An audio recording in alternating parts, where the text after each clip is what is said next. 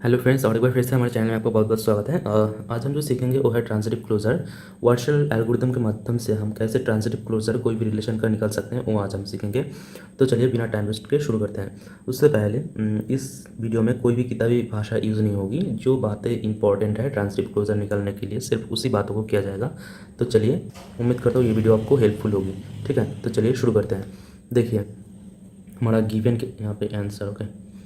हमारा गिवन क्या क्या है? हमारा गिवन है ए 1 2 3 एंड 4 और रिलेशन आर क्या दिया है हमें 2,1 2,1 1,4 2,3 3,1 एंड 3,4 ओके। उसके बाद 4,3। अब हम क्या करेंगे, इस रिलेशन जो रिलेशन दिया है इसको हम मैट्रिक्स में रिप्रेजेंट करेंगे। मैट्रिक्स के रूप में हम रिप्रेजेंट करेंगे। तो मैट्रिक्स के रूप में कैसे रिप्रेजेंट करते हैं वो पहले देख लेते हैं। मान लीजिए इस मैट्रिक्स का नाम हम W0 दे देते हैं और इसको हम मैट्रिक्स के रूप में रिप्रेजेंट करते हैं। पहले कौन कौन सा एलिमेंट है 1 2 3 4। तो यहाँ पे 1 2 3 4 और यहाँ पर भी 1 2 3 4। अब देखिए यहाँ पे क्या दिया है 2,1 यानी second row first column. Second, ये तो हमारा सेकेंड रो और फर्स्ट कॉलम यानी यहाँ पे 1 होगा। 1,4 यानी फर्स्ट रो फोर्थ कॉलम, तो यहाँ पे 1 होगा। अब 2,3 मतलब सेकेंड रो थर्ड कॉलम, यहाँ पे 1 होगा। ठीक इसी तरह ही 3,1 3,4 एंड 4,3 यहाँ पे। अब देखिए जहाँ जहाँ पे खाली है वहाँ पे हम 0 लिख देंगे। 0 0 0 0 0 0 0 0 0 और 0 हो गया। हमारा मैट्रिक्स रिप्रेजेंटेशन हो गया। अब हम क्या करेंगे, हम इस आर रिलेशन का ट्रांजिटिव क्लोजर निकालने के लिए हम इस W0 के ऊपर, W0 हमारा जो मैट्रिक्स है इसके ऊपर हम कुछ कैलकुलेशन करेंगे। अब कौन से कैलकुलेशन करेंगे ये हम इस वीडियो में बताएंगे। तो चलिए इस वीडियो को कंटिन्यू करते हैं। इससे पहले हम इसको थोड़ा राफली आपको समझा देते हैं। ठीक है, देखिए W0 हमारा मैट्रिक्स है। इस W0 के ऊपर एक कैलकुलेशन करके, मैट्रिक्स कैलकुलेशन करके हम W1 निकालेंगे। उसके बाद सेम कैलकुलेशन करके W2 निकालेंगे। उसके बाद W3 निकालेंगे और उसके बाद W4 निकालेंगे। ठीक है, सेम कैलकुलेशन करके। अब इस W4 जो हमारा मैट्रिक्स आएगा, इस W4 को हम फिर से रिलेशन में कन्वर्ट करके हम इस R का ट्रांजिटिव क्लोजर निकाल सकते हैं।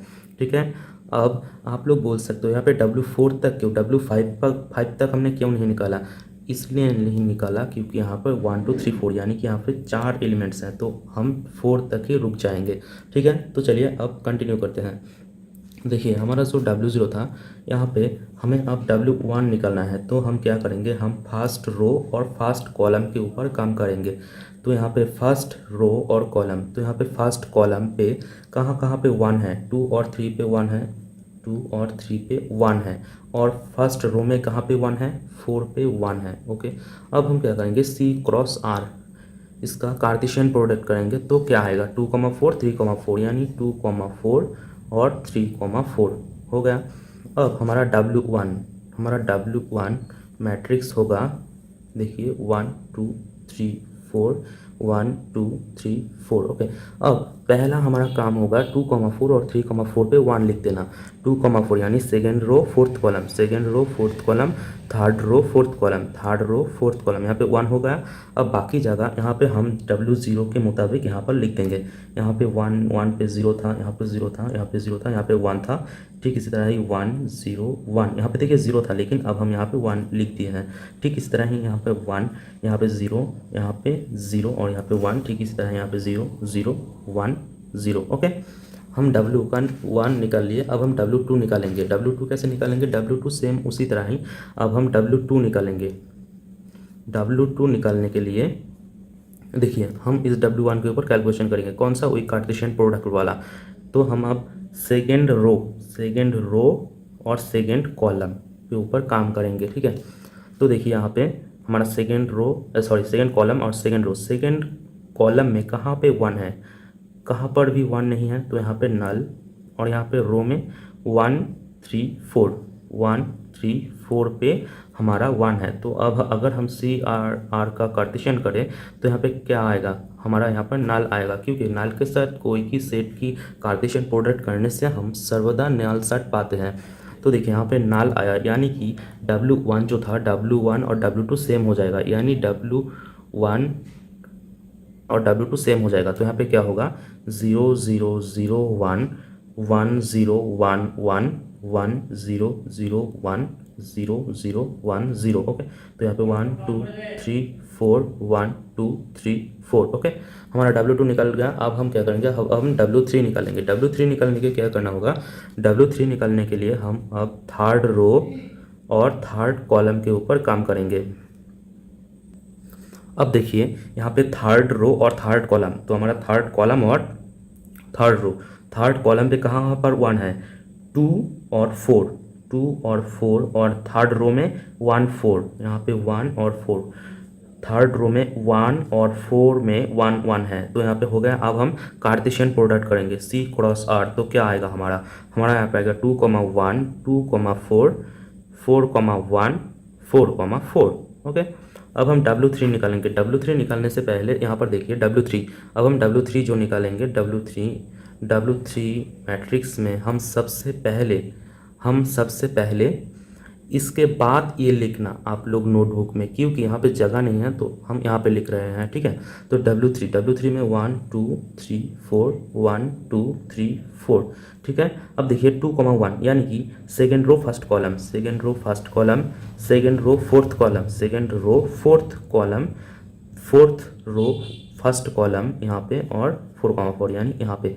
अब W3 में हम W2 की वॉइस यहाँ पे बाकी जगहों पे लिख देंगे, 0 0 0 1 1 0 1, सॉरी यहाँ पे नहीं, 1 0 1 1, और यहाँ पे थर्ड रो में क्या है, 1 0 0 1। ओके, और फोर्थ रो में 0 0 1 0, यहाँ पे तो 1 हो गया, अब 0 1, यहाँ पे 1 हो गया, तो ये होगा हमारा W3। अब हम क्या निकालेंगे, अब हम W4 निकालेंगे। W4 में कैसे निकालेंगे, W4 में ठीक उस कार्टेशियन प्रोडक्ट की वाइज ही हम निकालेंगे।